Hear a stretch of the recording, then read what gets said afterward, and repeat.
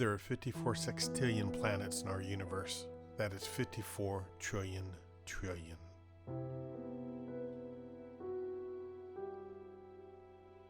Scientists estimate that in our galaxy alone, the Milky Way galaxy, there are 100 billion inhabitable planets. He created us to worship Him. Are we alone in this universe? Is it arrogant to think He would have stopped here with just us?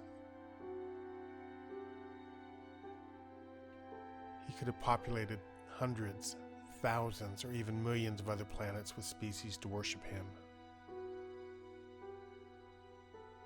If so, would they look like us, think like us, worship like us? Excellent question. Thought-provoking question. The immediate thing that comes to mind is, what difference does that make to me? But if you'll allow me to, I'll try to interject some thoughts.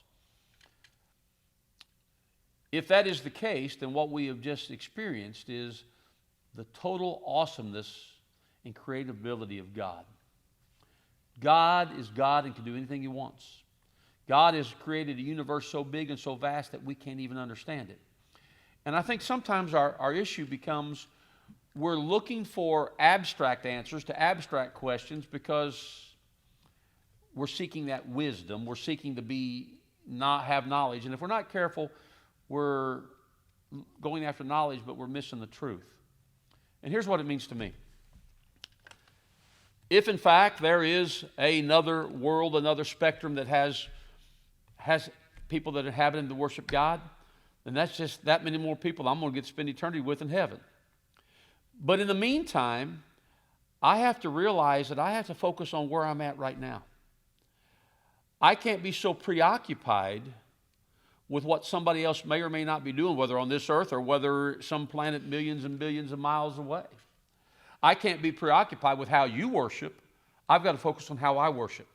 Now, as a pastor, obviously I want to help channel you into worship. I want to give you the Word of God so that you can understand Him better, so that your worship will be enhanced. But in reality, if we're not careful, we begin to let our mind wander about abstract ideas that really are, quote, frankly irrelevant, you know. If it's a fact, great. I'll see them later. If it's not going to change anything, because God is still God to me. God is still moved in my life. I still worship Him regardless of whether anybody else does or not. Now, maybe that's not the answer you're looking for, but that's what comes to my mind when I think about that. Well, that would be incredible. And the vast magnificence of God is incredible. When you study science and you study all the things and you see all the intricacies of everything about God, I mean, it's mind-boggling. But the simplistic part of it is, He sent His Son Jesus to die for me so that I could have a relationship with Him regardless of anybody else. And that's what I'm going to focus on. Thank you for your question.